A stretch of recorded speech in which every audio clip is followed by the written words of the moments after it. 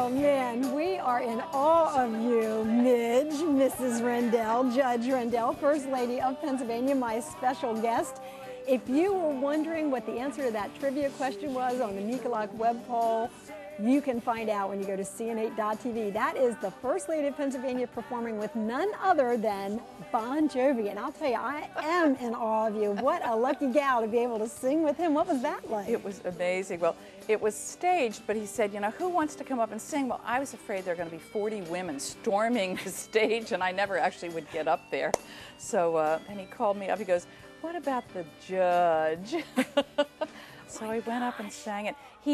Actually, when we started, he was a little surprised that I actually knew a little bit of what I was doing. I mean, I'm no Jen Nettles for sure, but I think I held my own. You certainly did. And you know what I was saying as we were watching the segment? There's just no way. I mean, that would be like probably one of the most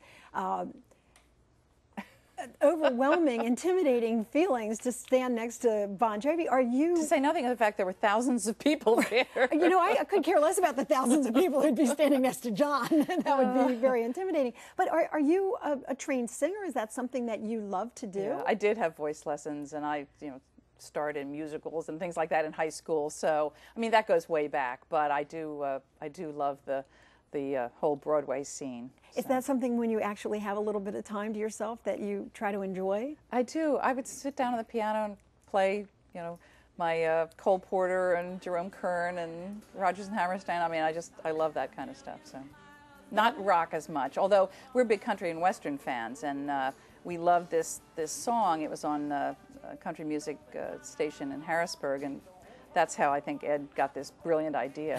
You don't know whether to hug him or slap him. I wasn't really. Don't you love it when the husbands have a brilliant idea? Oh, especially with the inauguration, and I had a court sitting, and it's like, I just need to pull my hair out. I don't need to do this. Thank you.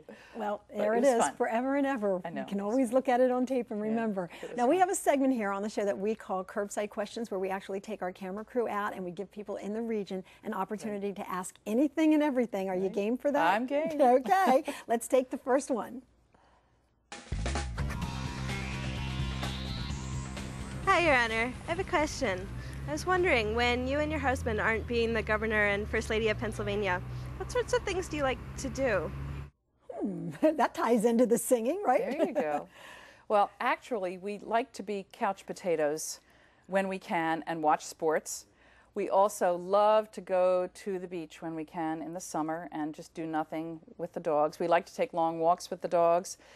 We're kind of hermit-like when we're not out and about.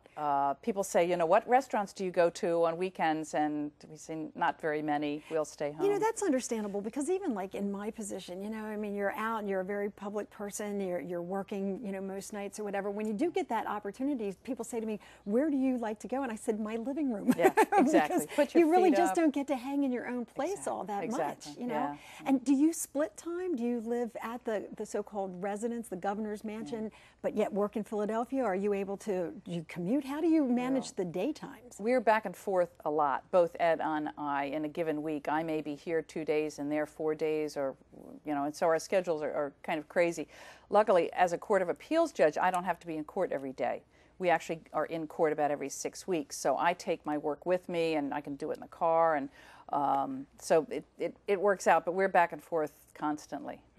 A lot of time on that Pennsylvania Turnpike, Absolutely, I bet. Yes. All right, let's get back to the telephone lines and give our viewers an opportunity to speak with the First Lady of Pennsylvania. Amelia, it's good to have you with us. You're our next caller. Thank you. How are you, Lynn? I'm great, thanks. Great. Midge, this is Amelia, your golf pro. Oh, my goodness. Now, listen, don't tell tales out of school. Well, I want to ask 2 questions. First of all, how is your golf?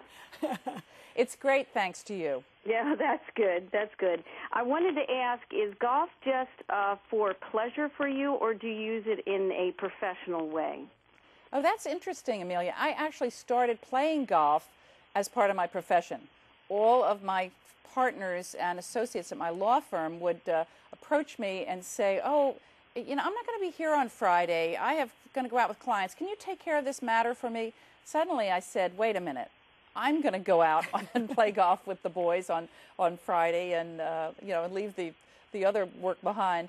So I started doing it for business purposes, and now I do it for pleasure, though, because judges don't need to entertain each other or litigants on the golf course, really. So Amelia, tell us, what kind of golfer is the judge? She is a very good golfer, and she takes her golf very seriously, and she loves to, do it right like everything else she does in her life, and I admire her for everything that she does. Well, I have to tell you that last lesson really worked. Oh, good, good. Well, you keep up the good work. Thanks, Amelia. All right, bye. Funny. Thank you very much, Amelia. We appreciate the call.